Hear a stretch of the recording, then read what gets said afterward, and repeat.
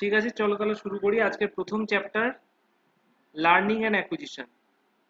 প্রথমে এই বাংলাতেও এই চ্যাপ্টারগুলো আছে, কারণ একটা ফার্স্ট ল্যাঙ্গুয়েজ শেখার জন্য একটা লাগে এবং সেকেন্ড ল্যাঙ্গুয়েজ শেখার জন্য একটা লাগে।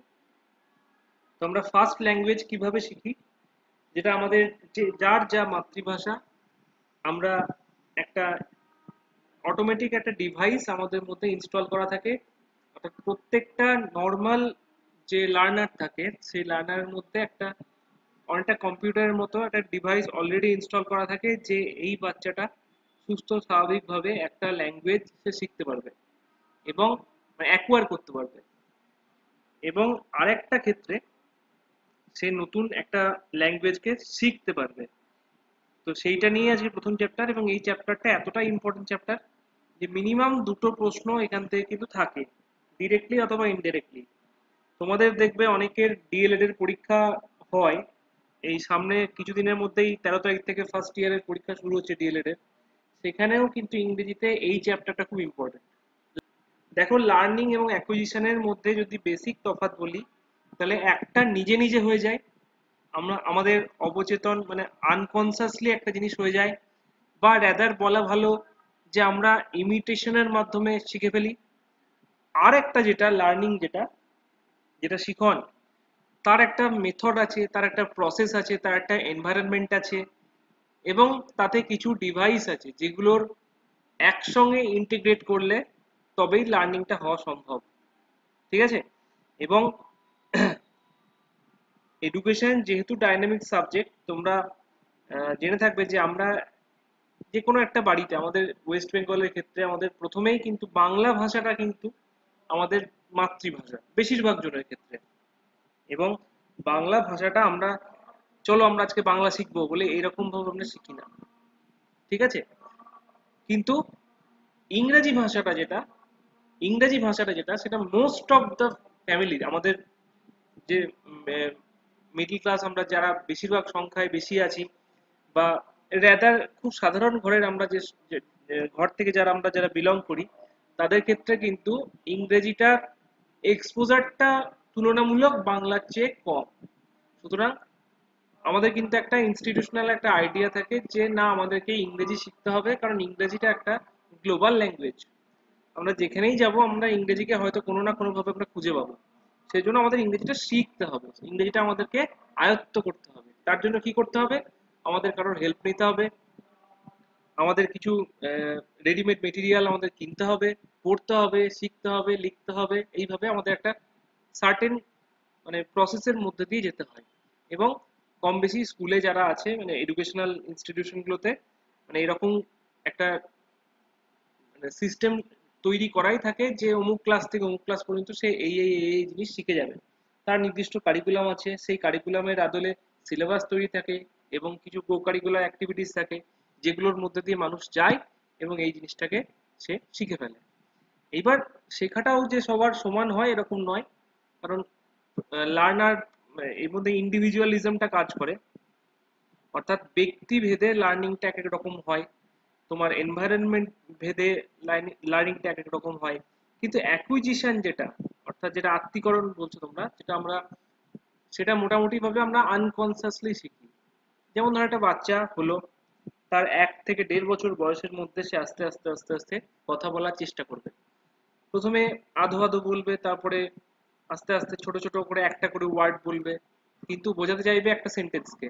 তারপরে দুটো করে ওয়ার্ড বলবে, তারপরে তিনটে করে, এবং এইভাবে আস্তে আস্তে আস্তে আস্তে সে একটা বাংলা ভাষাটা, বা আমাদের বাঙালি বাড়ির ক্ষেত্রে বাংলা ভাষাটা সে কিন্তু বলতে শিখে যাবে।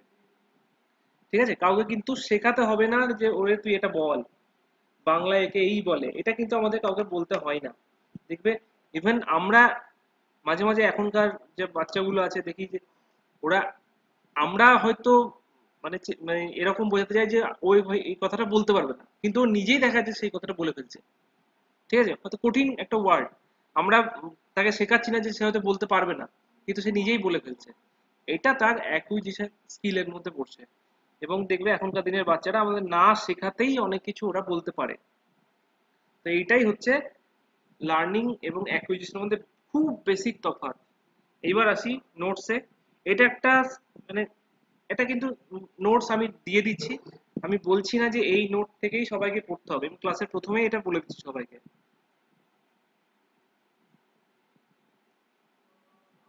যার যা মেটেরিয়ালস আছে, যে যেখান থেকে পড়ে অভ্যস্ত, যার যেটা পড়তে ভালো লাগবে সে সেইটাকেই পড়বে।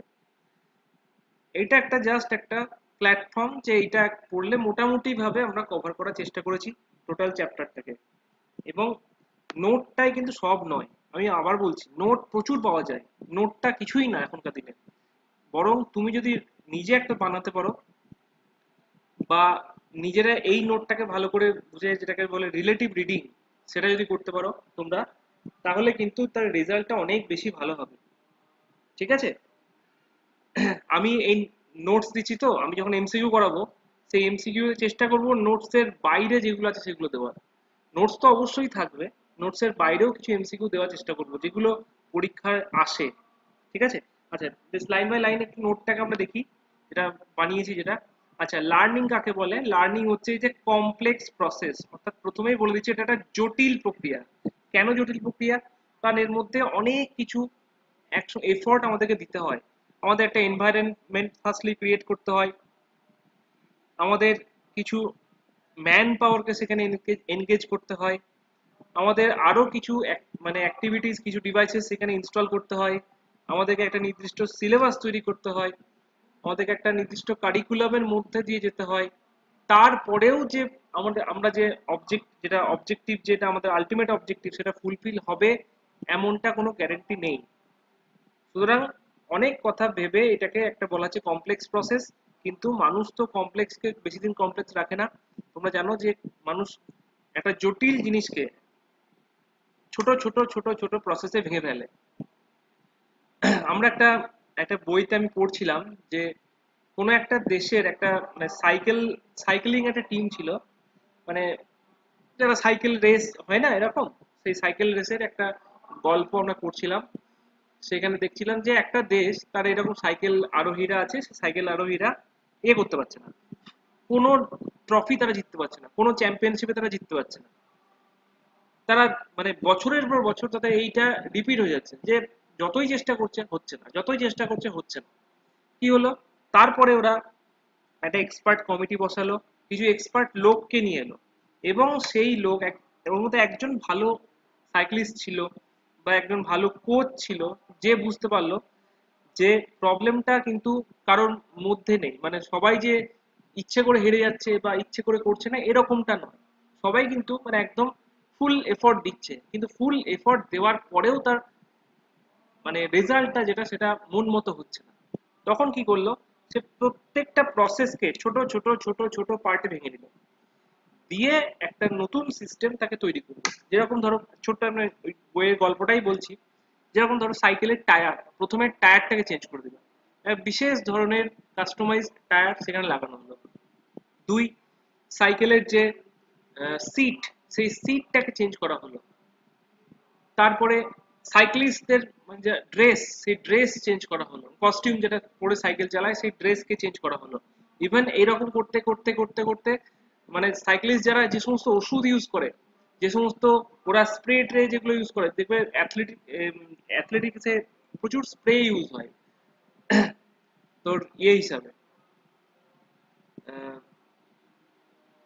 যেগুলো বাইরে থেকে দেয় স্প্রে গুলো, সেই যেগুলো মাসেলকে ক্লিয়ার করে সেই সমস্ত স্প্রে গুলোকে নতুন ভাবে নিয়ে আসা হলো। তারপর ইভেন এতটাও করা হলো যে সাইক্লিস্টরা যে এখানে শোবে, মানে যে বিছানায় শোবে সেই বিছানাটাকে পর্যন্ত মানে চেঞ্জ করে দেওয়া হলো।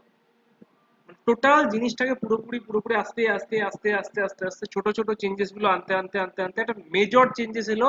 এবং তারপরে যখন তারা মানে একটা সময় পর যখন তারা আবার পুনরায় সাইকেল রেসে জিতলো, তখন আর তাদের কেউ আটকাতে পারছে না। সুতরাং একটা সহজ মানে একটা জটিল প্রক্রিয়া, মানে হচ্ছে না হচ্ছে না হচ্ছে না, সেখানে কিন্তু ছোট ছোট ছোট ছোট করে প্রবলেম গুলো আস্তে আস্তে আস্তে আস্তে সলভ করতে করতে করতে করতে একটা সময় এমন হলো যে যেখানেই নামছে সেখানেই জিতছে। সুতরাং আমাদেরকে প্রবলেম গুলো আইডেন্টিফাই করতে হবে। ঠিক এডুকেশনের ক্ষেত্রেও তাই। এডুকেশন, যেটা বলে এডুকেশনাল যে সায়েন্সেস, মানে শিক্ষা মনোবিদ্যা যেটা, সেটা একটা ডাইনামিক প্রসেস। অর্থাৎ আমি 10 বছর আগে আমি এরকম করে পড়ে এসেছি, মানে আজকেও আমি এইভাবে পড়বো এবং সারা লাইফ আমি এমন ভাবে পড়বো, এরকমটা ভাবাটা ভুল। বা আমরা যেরকম ভাবে স্কুল লাইফে পড়ে এসেছি এখনকার বাচ্চারা সেই রকম ভাবে পড়বে, এটা ভাবাটাও ভুল। সুতরাং একজন ভালো টিচার যিনি হবেন তার দায়িত্ব যে তিনি যেভাবেই পড়ে আসুন না কেন, তিনি যে প্যাটার্নেই পড়ে আসুন না কেন, তিনি যেন নতুন প্যাটার্নে কোপ আপ করতে পারেন। তো শিক্ষা একটা সময় উপযোগী একটা, মানে এগুলো পাবে যে এডুকেশন কি, এগুলো অনেক পয়েন্ট তোমাদেরকে লিখতে হয়। সেরকম যুগের সঙ্গে তাল মেলানো একটা প্রসেস, মানে এটা একটা প্রসেসের মধ্যে পড়ছে, এটা একটা সিস্টেমের মধ্যে পড়ছে। তো প্রথমেই যেটা বলছেন, learning is A complex process. এই জন্যই কমপ্লেক্স যে অনেক কিছু জিনিস ব্যবহার করার পরেও কিন্তু আমাদের কাঙ্ক্ষিত রেজাল্ট আসে না।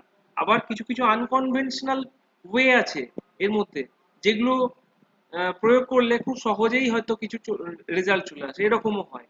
তো কি বলছে, it has been defined in various ways. অনেকভাবে লার্নিংকে ডিফাইন করা যায়।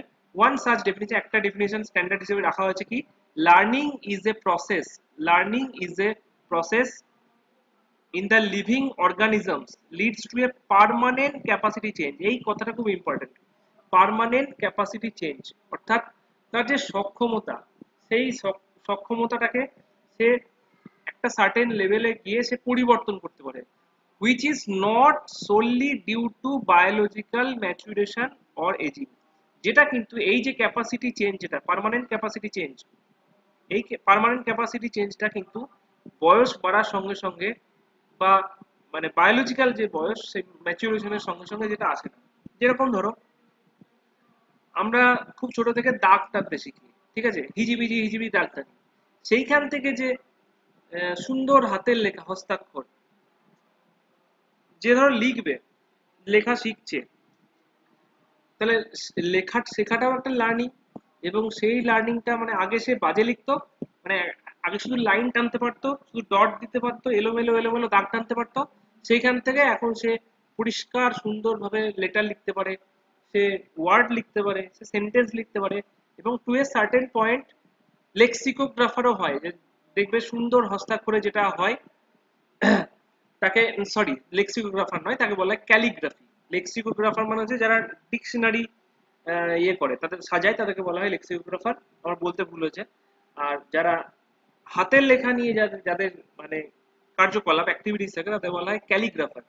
তো সেই ক্যালিগ্রাফি পর্যন্ত শিখে ফেলে। তাহলে এটা তার কি, এটা তার আর কিচ্ছু না, শুধু তার ক্যাপাসিটিকে সে চেঞ্জ করেছে, তার ক্যাপাসিটিকে সে চেঞ্জ করেছে, যেটা কিন্তু তার বায়োলজিক্যাল ম্যাচুরেশনের সঙ্গে সঙ্গে আসে না। যে এমন নয় যে আমার বয়স বাড়বে অটোমেটিক্যালি আমি শিখে নেবো, সেটা সেরকম কোনো ব্যাপার নয় কিন্তু।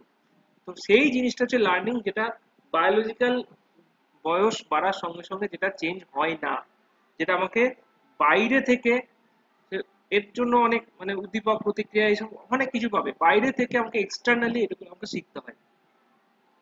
Traditionally, psychology deals with learning as an integral process of acquisition। এই কথাটাও খুব ইম্পর্টেন্ট এবং এখান থেকে প্রশ্নও হবে কিরকম। আবার লাইনটা দেখো বলছি, traditionally psychology deals with learning as an integral process of acquisition. অর্থাৎ লার্নিংটা কিন্তু অ্যাকুইজিশনের থেকে সম্পূর্ণ আলাদা, এরকম নয় যে এটা আলাদা বাড়ি ওটা আলাদা বাড়ি, এরকম নয়। একই জিনিসের ওটা আরেকটা এক্সটেনশন। অর্থাৎ অ্যাকুইজিশনটাই যখন আমাদের আরো বেশি সাইন্টিফিক হয়ে যাবে, আরো বেশি প্রসেসড বেসড হয়ে যাবে, আরো বেশি চ্যানেলাইজড হয়ে যাবে, তখন তাকে বলা হবে learning. But since 1980 other approaches suggest that learning is rather a social process। এখানে তোমরা দেখবে লার্নিং এর সামাজিকতাবাদ বলে একটা জিনিস পাবে, যে লার্নিং হচ্ছে rather a social process taking place as an interaction between people। অর্থাৎ মানুষে মানুষে যখন ইন্টারাকশন হবে, মানে একজনের সঙ্গে আরেকজন যখন কথাবার্তা বলবে, আলাপচারিতা করবে, বিভিন্ন রকম অ্যাক্টিভিটিস করবে, তখন তাদের মধ্যে যেটা শেয়ার হবে সেটাই লার্নিং। অনেক ক্ষেত্রে আমরা বলি না যে আমাদের শিক্ষাটা শুধু বইতেই সীমাবদ্ধ নেই, যারা সোশ্যালি অ্যাক্টিভ আছে, যারা বিভিন্ন জায়গায় বিভিন্ন রকম কাজ করে বেড়ায়, তাদেরও কিন্তু লার্নিং হয়, এটা খুব সত্যি কথা। ঠিক আছে, ইন্টারাকশন, সোশ্যাল প্রসেস, এগুলো কিন্তু মানে বিয়ন্ড দ্য বুক লার্নিং, যেগুলো কিন্তু বৃহত্তর লার্নিং এর একটা পার্ট। লার্নিং যদি পুরো স্ক্রিনটা হয়, তার একটা একটা অংশ হচ্ছে বই, ঠিক আছে, একটা অংশ হচ্ছে টিচার, একটা অংশ হচ্ছে অন্য কিছু বিদ্যালয়, কিন্তু লার্নিং এর যে মানে বিস্তার সেটা কিন্তু খোলা আকাশের মতো, যেদিক সেদিক থেকে লার্নিং হতে পারে। নেক্সট পয়েন্ট আছে দেখা, কন্টেম্পোরারি কনসেপ্ট অফ লার্নিং। কিরকম কন্টেম্পোরারি কনসেপ্ট? কন্টেম্পোরারি মানে একটা খুব ইম্পর্টেন্ট ওয়ার্ড। কন্টেম্পোরারি কথাটার মানে হচ্ছে সমসাময়িক, অর্থাৎ একই সময় থেকে যারা বিলং করে। অনেক দেখবে, ওয়ান ওয়ার্ড যে লিস্টটা দিয়েছি, পিডিএফটা দিয়েছি, ওখানে দেখবে যে বিলংস টু সেম টাইম বা সেম এজ, তাকে যাকে বাংলায় বলা হয় সমসাময়িক, তাকে ইংরেজিতে বলা হয় কন্টেম্পোরারি। এই ওয়ার্ডটা খুব ইম্পর্টেন্ট ওয়ার্ড, বিভিন্ন জায়গায় ওয়ার্ডটাকে পাবে। ঠিক আছে? আচ্ছা দেখো, এখানে বলা আছে contemporary concept of learning. Contemporary concept কি? এনি লার্নিং কম্প্রাইজেস বোথ, এই কথাটা খুব important, external social process of interaction and internal elaboration and acquisition of the impulses. এইটা, এই দ্বিতীয় যেটা বললাম সেটা কিন্তু একটাই টার্ম, মানে একটা না, এইটা হচ্ছে 1 নম্বর, আর এইটা হচ্ছে এতটা পর্যন্ত 2 নম্বর। তাহলে কি কি? প্রথমটা হচ্ছে external social process of interaction, অর্থাৎ এক্সটার্নাল মানে বাহ্যিক, সোশ্যাল প্রসেস মানে সামাজিক একটা পদ্ধতি, অফ ইন্টারাকশন, ইন্টারাকশন মানে হচ্ছে মানুষের সঙ্গে মানুষের যে অ্যাক্টিভিটিস গুলো আছে, কথাবার্তা বা কোনো রকম ওয়ার্কিং অ্যাক্টিভিটিস বা কোনো রকম শেয়ারিং, নলেজ শেয়ার, সেগুলোও কিন্তু ইন্টারাকশনের মধ্যে পড়ে। তো প্রত্যেকটা মানুষ, আমরা যেহেতু পেডাগজি পড়ছি, শিশুদের ক্ষেত্রে বল, প্রত্যেকটা বাচ্চা যখন সে স্কুলে আসবে, তখন স্কুলে এসে কিন্তু মানে স্কুলটা তার কিন্তু একটা তার এক্সটেন্ডেড ফ্যামিলি। অর্থাৎ স্কুলে আসার আগে শুধু তার ফ্যামিলির লোকজন এবং তার কিছু পাড়া প্রতিবেশী, তার কিছু বন্ধু বান্ধব, মানে ছোট ছোট বাচ্চা ওর বয়সী যদি থাকে, কিংবা তার থেকে বড় বয়সী বাচ্চা, তাদের সঙ্গেই সে ইন্টারঅ্যাক্ট করবে। কিন্তু ফার্স্ট টাইম স্কুলে যখন সে আসবে, তখন সে তার এজ গ্রুপের বাচ্চাদের সঙ্গে মানে মানে লার্জার দ্যান লাইফ, মানে বৃহত্তর ক্ষেত্রে প্রথম ইন্টারঅ্যাক্ট করবে স্কুলে এসে। ঠিক আছে? এছাড়াও তার মানে আর কার দেখা পাবে? টিচারের দেখা পাবে, যেটা সে বাড়িতে পায়নি। ঠিক আছে? অনেকের বাড়িতে হয়তো টিচার আছে, কারণ আমাদের টিচারদের বাড়িতেও তো সন্তান সন্ততি থাকে, কিন্তু সেই ব্যাপারটা আলাদা। সেখানে একটা শিক্ষক বাড়ির ছেলে মেয়ে, তার কিন্তু বাবা মা টিচার হলেও তাকে কিন্তু সেই টিচারের নজরে সে দেখবে না। সে যখন স্কুলে যাবে, সে স্কুলে গিয়ে যাকে দেখবে তাকেই সে স্যার বা ম্যাডাম বলে সে চিনবে। এবং স্যার বা ম্যাডামের জায়গাটা ততদিন, যতদিন পর্যন্ত সে ম্যাচিওর এনাফ হচ্ছে, ততদিন পর্যন্ত সেই স্কুলের টিচারটাই কিন্তু তার কাছে টিচার, তার কাছে স্যার বা ম্যাডাম। বাড়িতে হয়তো বাবা মা দুজনেই শিক্ষক বা শিক্ষিকা, শিক্ষক শিক্ষিকা, কিন্তু সে কিন্তু সেটাকে কনসিডার করবে না, কারণ ওরা তো সেই বয়সটাই আসেনি। ঠিক আছে? সুতরাং স্কুলে এসে যখন তারা ইন্টারঅ্যাক্ট করবে একে অপরের সাথে, সে কি করবে? সে নিজের এজ গ্রুপের বাচ্চাদের সঙ্গে মিশবে, নিজের থেকে কম বয়সী এজ গ্রুপের বাচ্চাদের সঙ্গে মিশবে।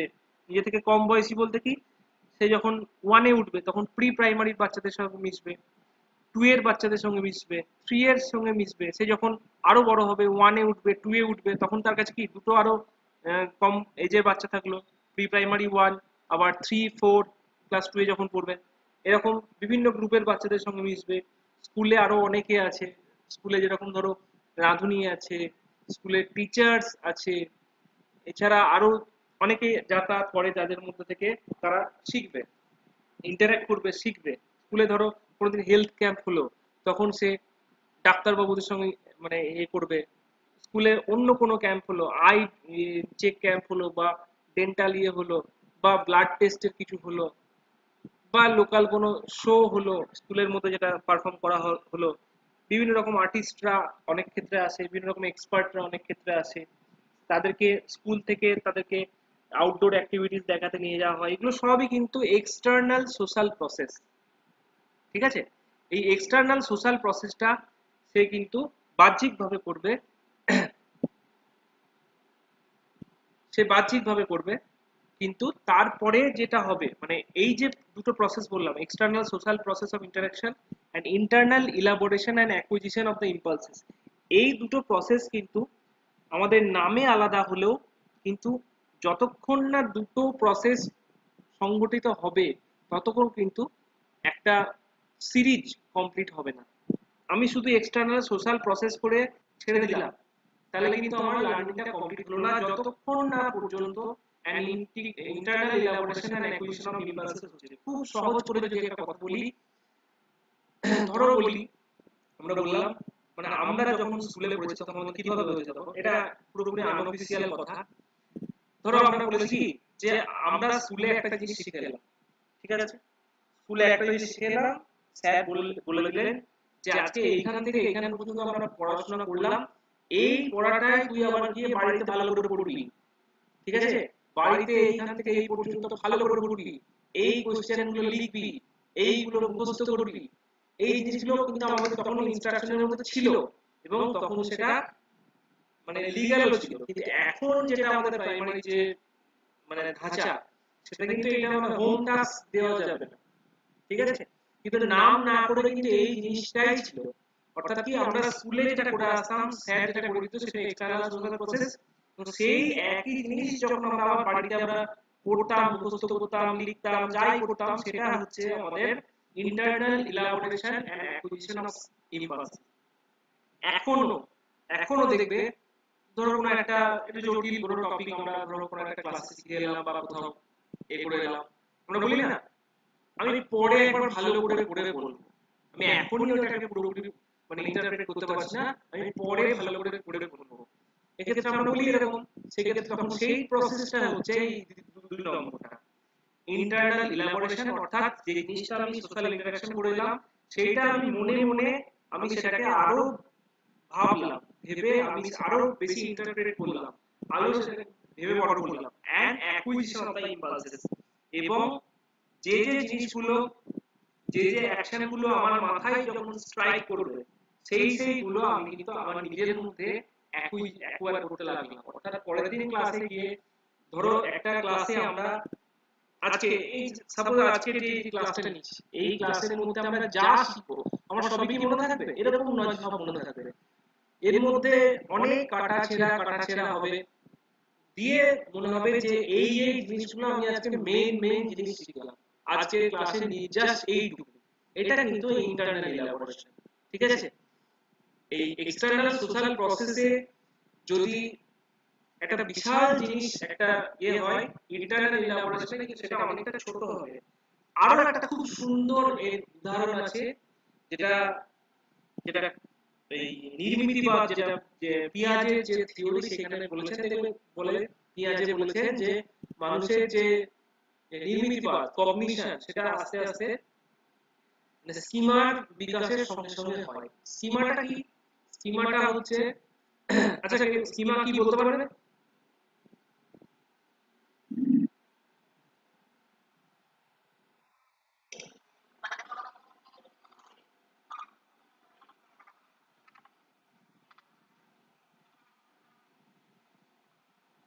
ভেরি গুড, খুব ভালো বলছো, বলো। যে সমস্ত,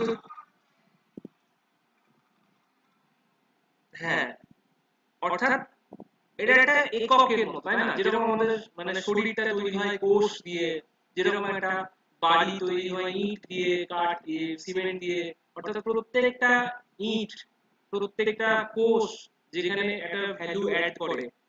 তো আমাদের যে বলে না ও খুব জ্ঞানী, ওর প্রচুর নলেজ, আমরা এরকম বলি, তার মানে কি ওর এই যে স্কিমার ইটের সংখ্যাটা বেশি, ওর স্কিমার কোষের সংখ্যাটা বেশি, অর্থাৎ ওর স্কিমারটা বড়, আর কিছু না।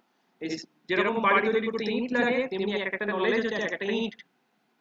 তো স্কিমাটা হয় দুটো প্রসেসে, এক দেখবে আছে যে আত্তীকরণ, অ্যাসিমিলেশন, আর সেকেন্ড ফেজে একটা হয় এক্সাক্ট নামটা সহযোজন সম্ভবত, ঠিক আছে। এই হ্যাঁ, অ্যাসিমিলেশন মানে কি? সে একটা ক্লাসে একদিন, হ্যাঁ বলো। সহযোজন, হ্যাঁ, অ্যাকোমোডেশন, একটা হচ্ছে অ্যাসিমিলেশন আর হচ্ছে অ্যাকোমোডেশন, ঠিক আছে।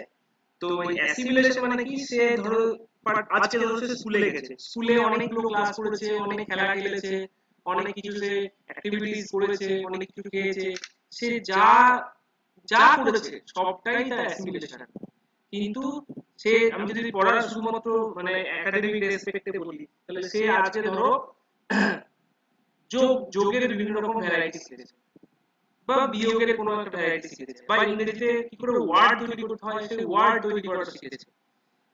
তো এত কিছু অ্যাক্টিভিটিস এর মধ্যেই তার যে মেইন চিন্তা সে আজকে আজকে হচ্ছে 6ই আগস্ট, 6ই আগস্ট সে যোগটা শিখতে পেরেছে বা একটা ওয়ার্ড ফরমেশন শিখতে পেরেছে। এইটাই যখন সে আস্তে আস্তে আস্তে আস্তে করতে করতে যাবে, তখন মানে সবকিছু বাদ দিয়ে তার আজকের সীমানার মধ্যে শুধু যোগটা বা ওয়ার্ড শেখাটা এইটা অ্যাড হলো, ঠিক আছে? বাকি সব কিন্তু কি খেললো সব কিন্তু একটা সময় পর ভুলে যাবে। আমাদের কি এরকম মনে থাকে যে আমি অমুক দিন স্কুলে গিয়ে কি করেছিলাম? সেরকম আমাদের মনে থাকে না, কিন্তু কোনো একটা সময় আমি যোগটা শিখেছিলাম, কোনো একটা সময় আমি একটা সূত্র মুখস্থ করেছিলাম, কোনো একটা সময় আমি একটা সন্ধি বিচ্ছেদ পড়া শিখেছিলাম। এইগুলো আমাদের কিন্তু মানে মনে থাকবে, ডেট মনে থাকবে না, কিন্তু জিনিসটা আমাদের মনে আছে। আস্তে আস্তে আস্তে আস্তে সেই আমাদের নলেজ বাড়তে বাড়তে গেছে, মানে এই মানে এটাই বোঝায় যে আমাদের স্কিমাটা আস্তে আস্তে আস্তে আস্তে সংস্কারিত হয়েছে, ঠিক আছে? তো আমি বোঝাতে পারলাম যে external social process of interaction এবং ইন্টারনাল ইলাবোরেশন কাকে বলে। যদি কারো কনফিউশন থাকে প্রশ্ন করো।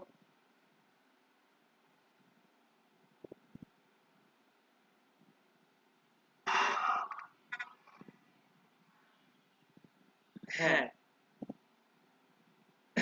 আচ্ছা আরেকবার বলছি তাহলে, সংক্ষেপে একবার বলছি যে external social process of interaction হচ্ছে আমি ধরো কোনো বন্ধুর সাথে কথা বললাম, ঠিক আছে? হয়তো ঠাট্টাই আর কি করছি, সে কথার মধ্যে এমন কথাটা বলে দিল, সেই মুহূর্তে আমার কিছু স্ট্রাইক করলো না, আমার খুব ক্যাজুয়াল মনে হলো, ঠিক আছে? তারপরে গিয়ে যখন কথাটা আমার মানে বাড়িতে যখন এলাম, আমি ভাবছিলাম যে আজ অমুকের সঙ্গে কথা হলো, অমুকের সঙ্গে এই কথা বললাম, হঠাৎ করে মনে হলো ও এই কথাটা কেন বললো। তখন আমরা ভাবতে বসে যাই এর কারণ কি হতে পারে, এর কারণ কি হতে পারে, বিভিন্ন রকম কারণ খুঁজে বের করলাম। অর্থাৎ ওই যে সোশ্যাল ইন্টারাকশনটা করে এলাম, ওই ইন্টারাকশনটা আমি বাড়িতে এসে আমি পুনরায় ভাবছি, ঠিক আছে? এবং ভেবে ভেবে হয়তো শেষে একটা ডিসিশন নিলাম যে হ্যাঁ এই হয়েছিল, তার জন্য হয়তো এই কথাটা আমি বলেছি। ঠিক এডুকেশনের ক্ষেত্রেও তাই, কোনো একটা জিনিস সে স্কুলে শিখে এসেছে, সে যোগ বিয়োগ গুণ ভাগ ম্যাথের ক্ষেত্রে কিছু শিখে এসেছে, বা বাংলার ক্ষেত্রে কিছু শিখে এসেছে, একটা লাইন ছড়া বা একটা লাইন গান সে শিখে এসেছে। দেখবে বাচ্চাদের মধ্যে সব থেকে বেশি যেটা মানে লুপের মতো কাজ করে সেটা হচ্ছে গান। বাচ্চাদের মধ্যে সেটা হচ্ছে কি, দেখবে যে কোনো গান ওরা যদি শোনে না, সেই গানটাকে 2 দিন 3 দিন ওরা লুপের মতো গাইতেই থাকে এবং রিলেট করার চেষ্টা করে যে কোন জায়গায় এই গানটা গাওয়া যায়, বা নিজের মনে সে মানে মনে আছে খেলা করছে, হঠাৎ করে ওই গানটা সে নিজে নিজেই গেয়ে উঠলো। এই জিনিসগুলো কাজ করতে থাকে, তার মানে কি ওটা তার ইন্টারনাল ইলাবোরেশন হচ্ছে, ঠিক আছে? একদম 2 বছরের পরে যে কোনো বাচ্চার ক্ষেত্রে দেখবে এই জিনিসটা লক্ষ্য করা যায়। সে একবার শিখছে, পর অন্য একটা সময় সে কিন্তু সেটা করছে, ঠিক আছে? এইটা হচ্ছে এই প্রসেস। এবার দেখো আসি এগোই। বোথ সাইকোলজিক্যাল আর নিউরোলজিক্যাল স্টাডিজ আমাদের মানে এডুকেশনাল সাইকোলজির ক্ষেত্রে যেরকম সাইকোলজি কাজ আছে, তেমনি নিউরোলজিক্যাল কাজ আছে। মানে এই দুটোর কম্বিনেশন হচ্ছে মানে আমাদের educational psychology suggest that acquisition process always includes two different sides. অর্থাৎ অ্যাকুইজিশন প্রসেসের মানে দুটো আছে, দিক আছে। এক হচ্ছে কন্টেন্ট সাইড।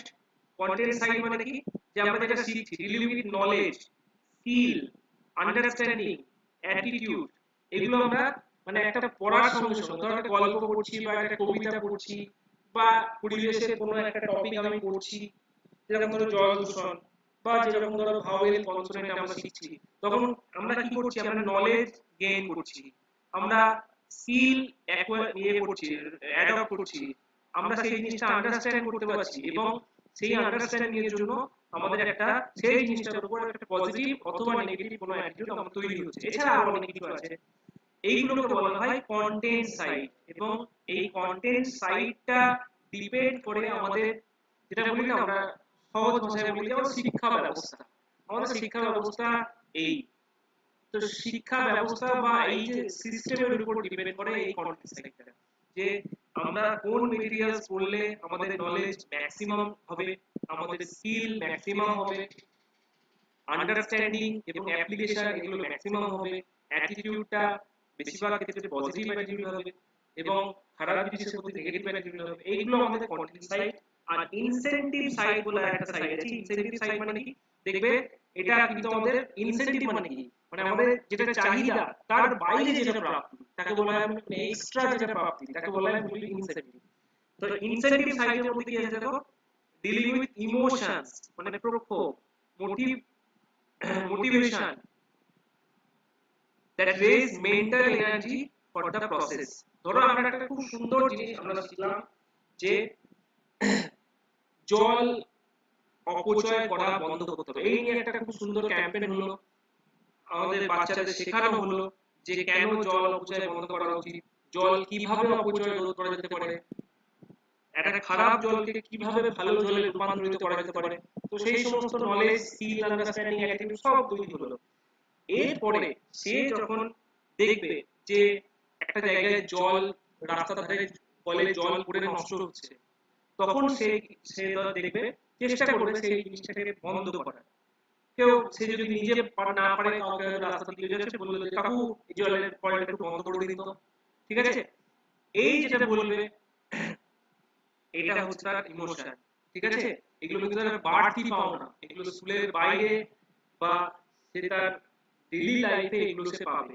মোটিভেশন, ধরো সেই কাকুই জলটা বন্ধ করে দিল, দিয়ে তার সঙ্গে দুটো কথা বললো, আরে তুই কোন ক্লাসে পড়িস? বললো আমি 2A বা 3 তে পড়ি। বাহ, তোর মধ্যে এখন থেকে এটা চলে এসেছে, খুব সুন্দর খুব সুন্দর, ভালো করে পড়াশোনা করো, আরো অনেক বড় হও। এই যে সে রেইনফোর্সমেন্টটা পেলো, এটা কিন্তু তার মধ্যে একটা মোটিভেশন ক্রিয়েট করবে, একটা পজিটিভ মোটিভেশন ক্রিয়েট করবে। বোর্ড আভ্যন্তরীণ এবং বাহ্যিক দুটো মোটিভেশন ক্রিয়েট করবে যে না, আমরা যখনই আমরা এরকম দেখবো কিন্তু বুঝে যাবে যে জল নষ্ট হলেই সে সেটাকে ইয়ে করবে, তবেই তো সে দেশের সুনাগরিক করতে পারবে, যেটা তার মেন্টাল আরো বাড়িয়ে দেবে, ঠিক আছে? ঠিক এই এডুকেশনের ক্ষেত্রেও তাই দেখবে, এখনকার এডুকেশনের ক্ষেত্রে মানে টপিক গুলো বা থিম গুলো, বিশেষ করে বাংলা এবং ইংরেজিতে, যে আমাদের টোটালটাই কিন্তু থিম বেসড জিনিস। বাংলা ক্ষেত্রেও তাই, ইংরেজি মানে ইংরেজি ক্ষেত্রেও তাই। বাংলা ক্ষেত্রে যেরকম আছে একটা থিমের উপর 3টে আইটেম, একটা কবিতা, একটা গল্প, একটা গান। ইংরেজি ক্ষেত্রেও রিলেটিভ কিছু একই জিনিস আছে এবং এগুলো আস্তে আস্তে পরবর্তীকালে এগুলো ইলাবোরেট হতে হতে গেছে। তো এমন এমন থিমকে সিলেক্ট করা হয়েছে যেগুলো তাদের ডে টু ডে লাইফে সে রিলেট করতে পারবে।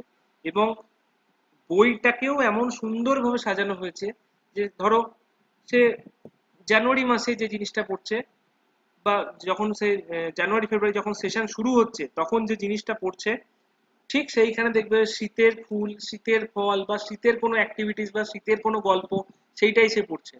আবার এই আগস্ট মাসে এসে যখন জিনিসটা পড়ছে তখন দেখবে সেই একই জিনিস, সে বর্ষা নিয়ে কিছু হয়তো থাকছে, হয়তো কৃষিকাজ নিয়ে কিছু থাকছে, এরকম, বা অন্য কিছু মানে যেটা বর্ষার সঙ্গে রিলেটেড হবে সেইটা নিয়ে থাকছে। অর্থাৎ এইরকম সুন্দর সায়েন্টিফিক ওয়েতেই কিন্তু আমাদের সিলেবাসটা সাজানো আছে, যাতে করে এই বোথ কন্টেন্ট এবং ইনসেনটিভ সাইড ম্যাক্সিমাম তারা গেইন করতে পারে, ঠিক আছে?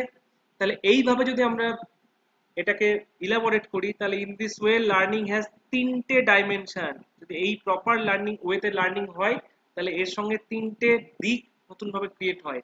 এক হচ্ছে কন্টেন্ট ডাইমেনশন, যেগুলো বলবো, এক হচ্ছে ইনসেনটিভ ডাইমেনশন, আর একটা হচ্ছে ইন্টারঅ্যাকশন ডাইমেনশন, ঠিক আছে? কন্টেন্ট ডাইমেনশন কিছু না, কন্টেন্ট সাইডের সঙ্গে রিলেটেড। ইনসেনটিভ সাইড মানে এটাকেই আরেকটা দৃষ্টিভঙ্গিতে দেখলে এইরকম 3টে প্রসেস পাওয়া যায়, ঠিক আছে? তারপর দেখো বলেছে no learning can be understood without considering this three dimension. অর্থাৎ আমরা যাই শিখি না কেন, যেমন ভাবেই শিখি না কেন, ইভেন অ্যাকুইজিশনই করি আর লার্নিংই করি, সেটা বই থেকেই লার্নিং হোক বা আমাদের সোশ্যাল ইন্টারাকশনেই লার্নিং হোক, সেটা কোনো না কোনো ভাবে এই 3টের মধ্যে যে কোনো একটা বা দুটো বা 3টে ভাগের মধ্যেই পড়বে, ঠিক আছে? এনি হাউ আমরা যদি যাই, এই জেনারেলাইজ 3টে ভাগের মধ্যেই সেই জিনিসটা পড়ে যাবে। when something is learned it becomes a part of learner's capacity। যখন, এই কথাটা যদি ঘুরিয়ে বলি, যখন লার্নারের ক্যাপাসিটি চেঞ্জ হবে, পার্মানেন্ট ক্যাপাসিটি চেঞ্জ হবে, তখনই আমরা বলি যে না, লার্নিংটা তাহলে সার্থক হয়েছে। ঠিক আছে? তাহলে when something is learned it becomes a part of learner's capacity, যখন সে জিনিসটা শিখছে সেটা তার ক্যাপাসিটির মধ্যেই পড়ছে। it can be recalled in certain condition, recall মানে কি? রিকল মানে পুনরায় স্মরণ করা, কল আপ, এর দেখবে একটা রিলেটেড একটা ফ্রেজাল ভার্ব আছে, কল আপ, স্মরণ করা, সব চলে আসছে, ঠিক আছে, স্মরণ করা। তো যখন তার সেই ক্যাপাসিটিটা, সে এটা শিখেছিল দরকার, সেটা আবার সেই কিন্তু সেই চিন্তার ভাবনার পুনরুদ্রেক সে করতে পারে certain condition. It implies that it is written in our brain and nervous system, অর্থাৎ সে যাই শেখে সেটা আমাদের ব্রেন এবং নার্ভাস সিস্টেমের মধ্যে সেটাকে স্টোর হয়ে যায়, কিছু কনসিয়াসলি স্টোর হয়, কিছু আনকনসিয়াসলি স্টোর হয়। দেখবে পরীক্ষার সময়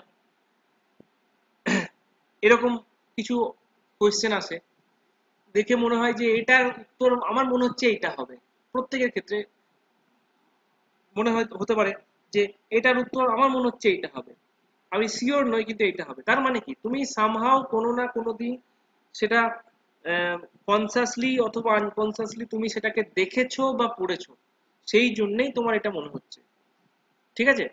তো সেইটা আমাদের হয়তো সেই পার্টিকুলার সময়ে আমাদের মানে কনসাস মাইন্ডে থাকে না, কিন্তু সেটা আনকনসাস মাইন্ডে সেটা থেকে যায়। সুতরাং লার্নিং যেটা হয় সেটা কিন্তু আমাদের পুরোপুরি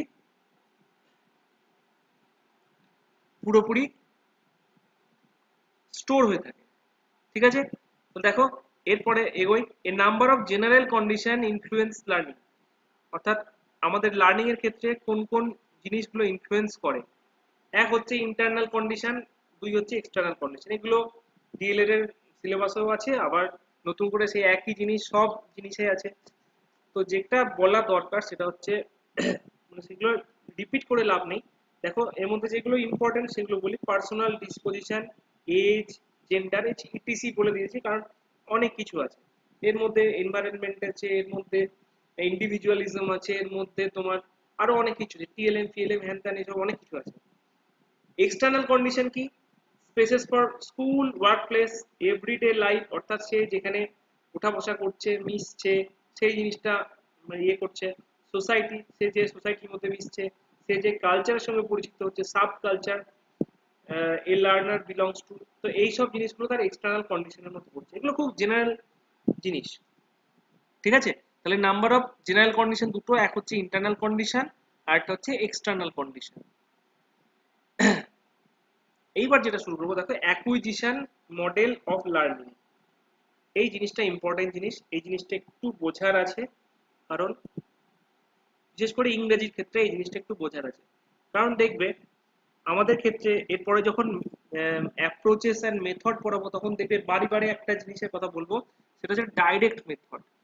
direct method in that sense, direct method বলতে এটাই বোঝানো হচ্ছে যে ধরো আমরা বাংলা ক্লাস করছি, তখন আমরা কি করি, ইন জেনারেল আমরা সমস্ত কথা বাংলাতেই বলি এবং যে ইনস্ট্রাকশনগুলো দেওয়া হয় ক্লাসরুমের মধ্যে সেগুলো বাংলাতেই দেওয়া হয়। কিন্তু আবার যখন ইংরেজি ক্লাসে আমরা পড়ছি, মানে ইংরেজি ক্লাসে যখন আমরা আসছি, তখন কিন্তু আমাদের এরকম ভাবেই প্রপার নিয়মে বলা আছে যে ইংরেজি ক্লাসে কিন্তু টোটাল ক্লাসটা আমাদের ইংরেজিতেই করতে হবে, এবং সেখানে পড়াশোনার বাইরেও যে ইনস্ট্রাকশনগুলো দেওয়া হয়, যেরকম ধরো ওপেন পেজ নাম্বার এত, open your book, come to page number অমুক, may I come in, may I go out, stand up, sit down, come here, go there, look at the blackboard, এগুলো যেগুলো খুব কমন, যেগুলো ক্লাসরুমে use হয়, can you understand, can you, are you clear, am I clear, যে সমস্ত যে ইনস্ট্রাকশনগুলো teacher দেন সেগুলোও কিন্তু ইংরেজিতে দেওয়ার কথা বলা আছে, যাতে করে কি হয় যে ওরা যেন বুঝতে পারে যে আমরা ইংরেজি ক্লাসে আছি এবং ইংরেজি ক্লাসে আমাদের ইংরেজিতেই আমাদের ইন্টারাকশনটা করতে হবে। এই কাজটা কঠিন কাজ, ঠিক আছে? যে যাই বলুক এই কাজটা কঠিন কাজ, বিশেষ করে রুরাল বেঙ্গল যে সমস্ত স্কুলগুলো আছে সেই স্কুলগুলোতে, এবং যেখানে অ্যামনিটিজের একটু অভাব আছে, যেখানে ইংরেজির এক্সপোজারের অভাব আছে, সেইখানটায় এই কাজটা কঠিন কাজ। কারণ এটাই যে তাদের এক্সপোজারটা খুব কম, তারা হয়তো ইংরেজিটা শিখছে, তারা তো ইংরেজিটা স্কুলে এসেই সে শিখছে, এবং গভর্নমেন্ট চাইছে যে না, সে যতটুকু মিনিমাম শিখুক সে যেন ইংরেজিটা শেখে, সে যেন মিনিমাম পরিবেশটুকু পায়। এটা গভর্নমেন্টের অবজেক্টিভ, যেটা একটা নোবেল অবজেক্টিভ। ঠিক আছে?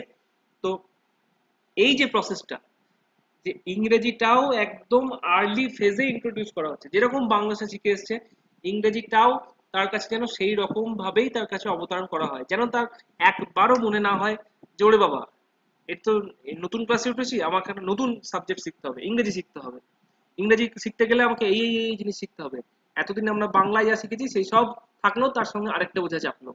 ঠিক আছে? এইটা যেন মনে না হয়। দেখবে যে কোনো জিনিসের সায়েন্টিফিক একটা মানে সাইকোলজি আছে, দেখবে যে জিনিস যত মানে আর্লি স্টেজে ইন্ট্রোডিউস করা যায়, সেই জিনিসটা শিখতে তত সুবিধা হয়। ঠিক আছে? আমরা দেখবে অনেকেই 7 এবং 8 থার্ড ল্যাঙ্গুয়েজ পড়েছি, কেউ সংস্কৃত পড়েছি, কেউ উর্দু পড়েছি, কেউ অন্যান্য ভাষা পড়েছি। তো সেক্ষেত্রে কি হয় দেখবে, মানে ব্যবহার কম থাকার জন্য ওগুলো ক্লাসিক্যাল ল্যাঙ্গুয়েজ, যেগুলো আমাদের যে 3 ল্যাঙ্গুয়েজ থিওরি, সেই 3 ল্যাঙ্গুয়েজ থিওরিতে ওটা আছে বলে ওটা আমাদের করতে হয়েছে। কিন্তু দেখবে তার উপর দখল আমাদের কিন্তু অতটা নেই, বিশেষ করে যারা হায়ার স্টাডিজ এর ক্ষেত্রে ওগুলো নিয়ে আমরা পড়িনি, আমরা কিন্তু আজকের দিনে দাঁড়িয়ে সেগুলো লিখতে পারবো না বা বলতে পারবো না। ঠিক আছে? কারণ ওগুলো আমরা সার্টেন টাইম সার্টেন সময়ের জন্য ওটা পড়েছি। কিন্তু অ্যাকুইজিশন মডেল অফ লার্নিং যেটা হচ্ছে, সেটা বলছে কি, যে লার্নিংটা হবে ঠিকই আছে, কিন্তু হবে অ্যাকুইজিশন মডেলে। অর্থাৎ যেরকম সে অ্যাকুইজিশন মডেলের একটা ইম্পর্টেন্ট মানে সব থেকে প্রচলিত পদ্ধতি হচ্ছে ইমিটেশন। টিচার ইংরেজি ক্লাসে এসছে, একটা ছেলে দেরি করে ঢুকেছে, বাংলা ক্লাস হলে কি বলবে, স্যার আসবো, কিন্তু ইংরেজি ক্লাসে তাকে বলতে শেখানো হবে, sir may I come in sir. Sir যখন বলবে ইয়েস কাম ইন, তখন সে চলে আসবে। এবং এর ক্ষেত্রে প্রচন্ড ইম্পর্টেন্ট জিনিস হচ্ছে জেসচার। ঠিক আছে? জেসচার বা আহ, অঙ্গ সঞ্চালন, যেটা সে যখন বলবে যে ইয়েস কাম ইন, তখন তাকে সে হাত নেড়ে তাকে ডাকবে যে ইয়েস কাম ইন, বা বলবে যে রনিত প্লিজ স্ট্যান্ড আপ, সে তখন তাকে হাত নেড়ে উঠতে বলবে, যাতে কি হয়, তার সঙ্গে কোঅর্ডিনেশনটা হয়। যদি প্রথম প্রথম ভাষাটা বুঝতেও না পারে, যেন ইঙ্গিতটা দেখে বুঝতে পারে যে সে স্যার তাকে উঠতে বলছে। বা কাম হেয়ার, তাকে কাছে ডাকার মতো করে ডাকবে। ওপেন ওপেন ইওর বুক, তখন সে টিচার প্রথম প্রথম কি করবে, পুরোটাই তো হ্যাবিট ফরমেশন, একদিন দুদিন 3 দিন করতে করতে কিন্তু 4 নম্বর বা 5 নম্বর দিনে তাকে আর বলতে হবে, তাকে হাত নেড়ে আর কাছে ডাকতে হবে না যে কাম হেয়ার। কাম হেয়ার বললে সে অটোমেটিক্যালি চলে আসবে, বা স্ট্যান্ড আপ বললে সে অটোমেটিক্যালি দাঁড়িয়ে যাবে। ঠিক সেই রকম ভাবে ইংরেজি ছোট ছোট ছোট ছোট করে আস্তে আস্তে আস্তে আস্তে তাকে ইংরেজির মধ্যে তাকে আনকনসিয়াসলি তাকে ঢুকিয়ে নেওয়া হবে, আমাদের অ্যাকুইজিশন মডেল অফ লার্নিং এর কাজ। অর্থাৎ প্রথম প্রথম দেখবে একটা প্রশ্ন প্রায় দেয়, যে অনেক বইতে প্রথমে গল্প থাকে, প্রথমে কবিতা থাকে, প্রথমে গান থাকে, এবং শেষে গিয়ে আমাকে অ্যালফাবেট শেখানো হয়, শেষে গিয়ে আমাকে ওয়ার্ড শেখানো হয়। এইগুলো কেন করা হয়? তো দেখবে একটা কথা মনে রাখবে, যে আমাদের যে প্রাইমারি সেকশন যেটা আছে, প্রাইমারি সেকশনে একটা বাচ্চা ছেলে কতটা লিখতে পারলো, কতটা পড়তে পারলো, তার থেকেও বেশি ইম্পর্টেন্ট হচ্ছে কতটা সে বলতে পারলো। ঠিক আছে? অর্থাৎ স্পিকিংটা কিন্তু তার ক্ষেত্রে ইম্পর্টেন্ট। এবং স্পিকিং করতে গেলে যেটা তাকে করতে হবে, তাকে ভালো লিসনিংটা করতে হবে। সুতরাং তাকে আগে তার কানের গোড়ায় তাকে ইংরেজিটা শুনিয়ে শুনিয়ে শুনিয়ে শুনিয়ে তাকে ফ্যামিলিয়ার করে ফেলতে হবে। তারপরে তাকে তারপর তো রেস্ট অফ দ্য লাইফ সে লেখা পড়া এসব তো আছেই। সুতরাং ওই কথা বলানো অর্থাৎ ওরেসিটাকে তাকে ডেভেলপ করার চেষ্টা করতে হবে। যখনই সে একবার মুখ ফুটে ইংরেজি বলতে শুরু করবে না, 2 দিন 3 দিন 4 দিন বলতে শুরু করবে, তখনই সে কিন্তু আস্তে আস্তে আস্তে আস্তে এই প্রসেসটাতে ফ্যামিলিয়ার হবে, এবং আস্তে আস্তে আস্তে আস্তে ভয়টা কাটবে। কি বলেছে দেখো, acquisition model of learning, everybody believes that people learn most through the process of transmission and assimilation. এগুলো সেই স্কিমার যে সেইগুলোই ঘুরিয়ে পেঁচিয়ে বলা আছে।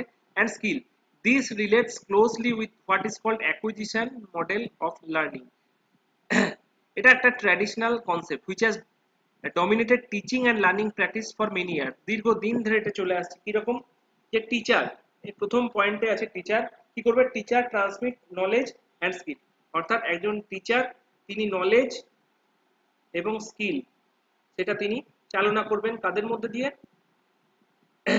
লার্ন একটা মিডিয়ামের মধ্যে চালনা করবেন। কাদেরকে করবেন? সেটা হচ্ছে লার্নারদের করবেন। এবং টিচার এইখানে দাঁড়িয়ে পড়িয়ে যাবেন এবং স্টুডেন্টরা এইখান থেকে এই যে ট্রান্সফারটা হবে, এই যে ট্রান্সফারটা হবে এটাকেই বলছে অ্যাকুইজিশন মডেল অফ লার্নিং। কি? The acquisition model of learning as gaining knowledge and skill as a result of using direct instruction techniques such as teacher giving a presentation, doing a demonstration, or asking the learner to watch a TV or computer. Teacher বলছে এই এই জিনিসটা খোল, এই জিনিসটা বের কর, এই জিনিসটা দেখ, ওই জিনিসটা পড় একবার, ওই জিনিসটা আমার সঙ্গে সঙ্গে বল। এই যে জিনিসগুলো টিচার অ্যাক্টিভিটিসের মধ্যে করাচ্ছেন সেইগুলোকে বলা হয় acquisition model of learning. It tends to be very teacher led didactic approach, খুব ইম্পর্টেন্ট, টিচার লেড ডাইডাক্টিক অ্যাপ্রোচ। অর্থাৎ টিচারই এখানে কিন্তু মেইন ভূমিকাটা পালন করছে, টিচারই এখানে মুখ্য ভূমিকা পালন করছে। অর্থাৎ একজন টিচার এখানে যতটা ক্যাপেবল হবেন তার স্টুডেন্টরা ততটাই বেনিফিটেড হবে।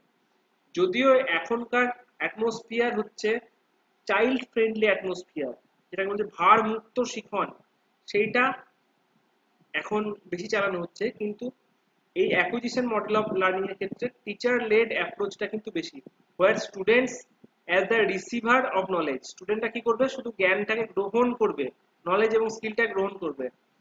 আর seen as predominantly passive and only learning is a direct result of teaching, এবং লার্নিংটা পুরোটাই ডিপেন্ড করবে টিচিং এর উপর। অর্থাৎ টিচিং যত ভালো হবে, টিচিং যত ভালো হবে লার্নিং তত ভালো হবে। ঠিক আছে, পুরোপুরি এটা একটা টিচারের উপর তাহলে এখানে মুখ্য জিনিসটা ডিপেন্ড করছে। ঠিক আছে, এখানে একটা টার্ম মনে রাখতে হবে, লার্নিং পিরামিড। ঠিক আছে, লার্নিং পিরামিডের উপর অনেক ক্ষেত্রে প্রশ্ন জিজ্ঞেস করে। লার্নিং পিরামিডের ক্ষেত্রে দেখবে আমি তো এই ডাইরেক্টলি নোটটা দেওয়া নেই, আমি মুখে একবার মৌখিকভাবে বলে দিচ্ছি। যেরকম অ্যাক্টিভিটিস, কিছু কিছু অ্যাক্টিভিটিসের কথা বলছি এবং সেই অ্যাক্টিভিটিসগুলোতে কীরকম লার্নিং হয়। ধরো কোনো একটা স্টুডেন্ট সে টিচারের কাছ থেকে সে কোনো একটা লেকচার শুনছে, তাহলে কি হবে, তার যে রিটেন করার যে ক্ষমতাটা, তার যে সেই লার্নিংটা যে রিটেন করার ক্ষমতাটা সেটা হবে খুবই কম, ধরে নাও 5%। সে যখন সেই জিনিসটা বাড়িতে পড়বে, ঠিক আছে, এটা অন্য একটা ফাঁকা জায়গায় দেখালে ভালো হতো, বোঝার চেষ্টা করো, 5% সে যখন শুনছে তার রিটেন করার ক্ষমতাটা, সে যখন বাড়িতে এসে সেই জিনিসটা পড়বে তখন সেই রিটেনিং পাওয়ারটা হয়ে যাবে 10%। ঠিক আছে, যখন সে সেটা টিভিতে বা কম্পিউটারে বা ল্যাপটপে দেখবে বা মোবাইলে দেখবে ডেমনস্ট্রেশন, তখন সেই লার্নিং রিটেন ক্যাপাসিটিটা হয়ে যাবে 20%। তারপরে সে যখন ধরো সেই জিনিসটাই আবার পুনরায় সে নিজে করে দেখছে, ডেমনস্ট্রেট করে দেখছে, তখন সেই লার্নিংটাই হয়ে যাবে আবার 30%-এর মধ্যে। এগুলো এইভাবে আস্তে আস্তে আস্তে আস্তে বাড়তে বাড়তে থাকবে, এবং সে যখন এইভাবে বাড়তে বাড়তে অন্য স্টুডেন্টকে সে শেখাতে পারবে, তখন তার যে রিটেন ক্যাপাসিটি সেটা নিয়ার অ্যাবাউট প্রায় প্রায় প্রায় 90%-এর কাছাকাছি চলে যাবে। অর্থাৎ সে ওপর থেকে যত নিচের দিকে সে আসবে, মানে অ্যাক্টিভিটি যত তার বাড়তে বাড়তে যাবে, কোথায় গেল লেখাটা, অ্যাক্টিভিটি যত তার বাড়তে বাড়তে বাড়তে বাড়তে যাবে, তার কিন্তু ওভারঅল যে ক্যাপাসিটি সেটাও কিন্তু বাড়তে বাড়তে বাড়তে বাড়তে যাবে। লার্নিং পিরামিডের ছবি আমি গ্রুপে দিয়ে দেবো একদিন। ঠিক আছে, এই লার্নিং পিরামিডটা তৈরি হয়েছিল ন্যাশনাল ট্রেনিং ল্যাবরেটরিজ, ঠিক আছে, ইউএস এর এনটিএলএ, ফুল ফর্মটা জিজ্ঞেস করতে পারে, যেখানে বিহেভিয়ারাল সায়েন্স নিয়ে যেখানে রিসার্চ হয়, সেই ন্যাশনাল ট্রেনিং ল্যাবরেটরিজে এই পিরামিডটা তৈরি করা হয়েছিল।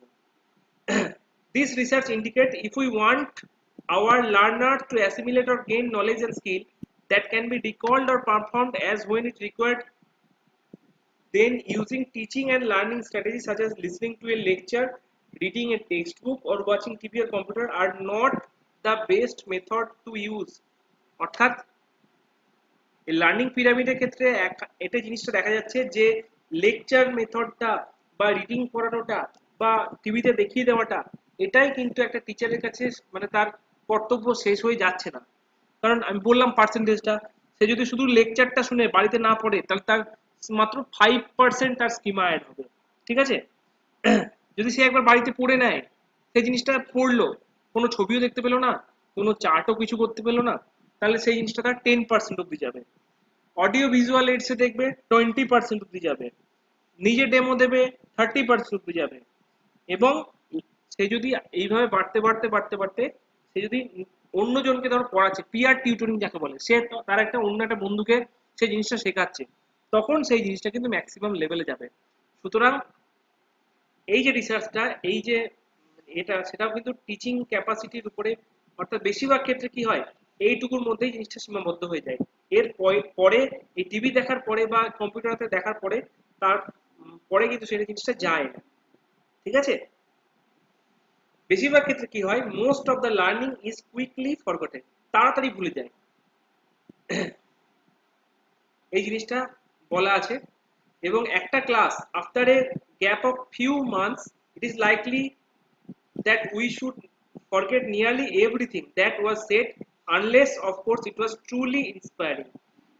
যদি একটা রিডিং আমরা পড়লাম, সেই রিডিংটা বা একটা কোনো জিনিস মুখস্থ করলাম, সেই জিনিসটা কিন্তু যদি আমরা প্র্যাকটিসের মধ্যে না রাখি, তাহলে কিন্তু কিছু মাস পরে সেটা মানে চান্স, মানে মোস্ট অফ দ্য ক্ষেত্রে চান্স হচ্ছে 100% ভুলে যাওয়াটা।